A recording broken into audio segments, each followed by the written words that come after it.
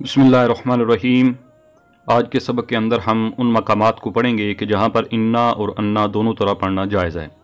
पहले हमने इन्ना के मकामात को पढ़ा, फिर अन्ना के मकामात को पढ़ा था। तो आज हम उन मकामात को पढ़ेंगे कि जहाँ पर दोनों तरह पढ़ना जायज़ है। इनमें फिर बाज़ मकामात वही होंगे जो पहले हमने इन्ना के मकामात में पढ़ रखे हैं, क्योंकि उसमें फिर इख्तिलाफ़ है। बाज़ तो कहते हैं कि वहाँ पर सिर्फ इन्ना ही पढ़ सकते हैं और बाज़ कहते हैं कि वहाँ पर अन्ना भी पढ़ सकते हैं। हाँ, फिर इसमें सबका इत्तेफाक है, वो कहते हैं कि असल इसमें यही है कि इन्ना पढ़ा जाए।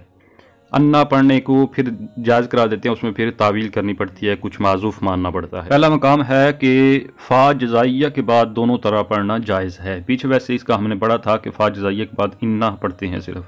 इसमें फिर वही इख्तिलाफ़ है कि बाज़ नावी कहते हैं कि इन्ना ही पढ़ेंगे, बाज़ कहते हैं कि दोनों तरह पढ़ सकते हैं। तो जब हम दोनों तरह पढ़ेंगे तो फिर उसमें माजूफ मानना पड़ेगा कुछ ना कुछ। हाल देखते हैं, जैसे इन तजताहिद फ़ इन्नका तुकरिमु, तो यहाँ पर ये फ़ा जो है ये जज़ाइया है, तो इसके बाद इन्ना भी पढ़ सकते हैं, अन्ना भी पढ़ सकते हैं। तो जब इन्ना पढ़ेंगे तो उसमें तो फिर कोई तावील की ज़रूरत नहीं है कि बस वो जुमला होकर वो जज़ा हो जाएगा। लेकिन जब अन्ना पढ़ेंगे तो फिर इसका माबाद जो है इसम और ख़बर से मिलकर ये मस्तर की तावील में हो जाएगा। यानी फिर जुमला इस तरह बन जाएगा, इन तजताहिद फ़ इकरामुका।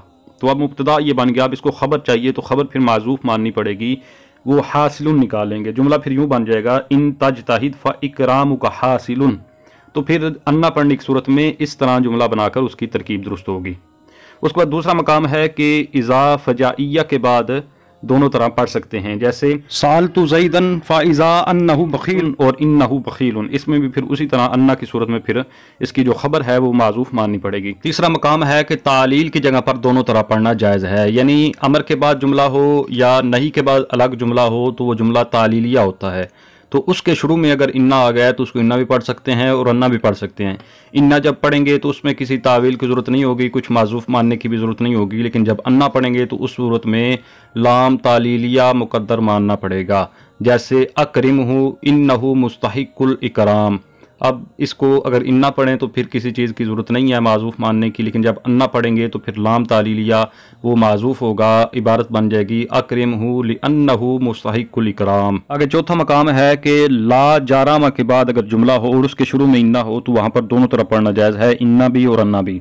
जैसे ला जारामा अन्ना ज़ैदन काइमुन, यहाँ पर अन्ना भी पढ़ सकते हैं, इन्ना भी पढ़ सकते हैं। जब अन्ना पढ़ेंगे तो उस सूरत में वो अन्ना और उसका मबाद जो है ये मस्तर की तावील में होकर जारमा के लिए फ़ाइल बनेगा। और जब इसको इन्ना पढ़ेंगे तो उस सूरत में ये जवाब कसम होगा, क्योंकि अरब जो हैं वो ला जारामा को कसम में भी इस्तेमाल करते हैं। तो जब इसका माबाद इन्ना होगा तो उस सूरत में गोया कि ये जवाब कसम है और जवाब कसम में इन्ना पढ़ते हैं।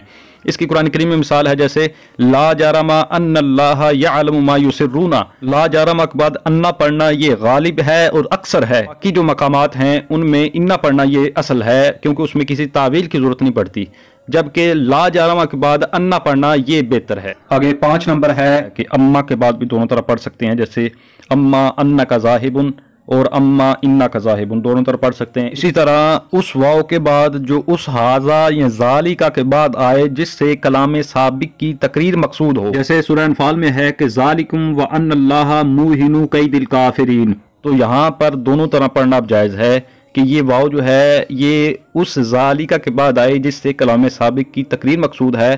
तो अब यहाँ पर दोनों तरह पढ़ना जायज़ है। यानी ये एक कायदा बता दिया गया कि जहाँ पर ऐसी सूरत हो तो वहाँ पर दोनों तरह पढ़ना जायज़ है। बाकी कुरान करीम में क्योंकि किरात जो हमारी है वो अन्ना के साथ है, तो इसलिए वहाँ पर सिर्फ अन्ना ही पढ़ेंगे। इसके साथ ही आज के इस सबक का इख्तिताम हुआ। इंशाअल्लाह नए सबक के साथ हाजिर होता हूँ, तब तक के लिए इजाज़त। अस्सलामु अलैकुम व रहमतुल्लाहि व बरकातुहू।